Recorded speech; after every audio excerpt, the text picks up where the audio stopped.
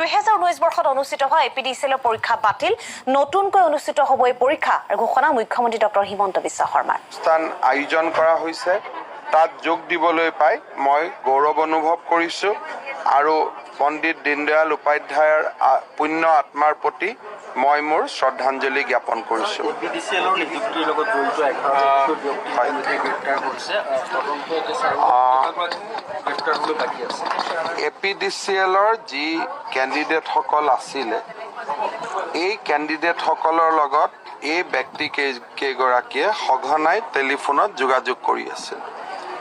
এজন ব্যক্তিৰ ঘৰৰ পৰা আমি এনসাৰ কি আৰু কুৱেশ্যন পেপাৰো আমাৰ ভিজিলেন্স টিমে সিজ কৰিছে তাৰ উপৰিও এপিডিচিএলে আৰু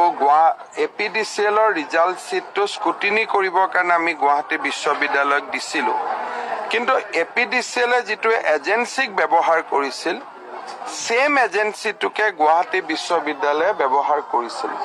আসলতে যেতিয়া কাৰোবাৰ ওপৰত কাৰোবাক চেক কৰিব দিম তেতিয়া এজেন্সি দুটা বেলেগ বেলেগ হ'ব লাগে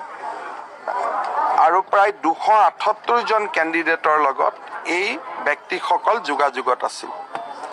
গতিকে আমি তেওঁলোকক আমি গ্ৰেপ্তাৰ কৰিছো আৰু এপিডিচিএলৰ বৰ্ডক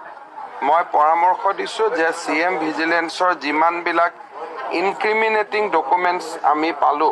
তাৰ পৰিপ্ৰেক্ষিতত এই পৰীক্ষাটো বাতিল কৰি তাক নতুনকৈ অনুষ্ঠিত কৰিব লাগে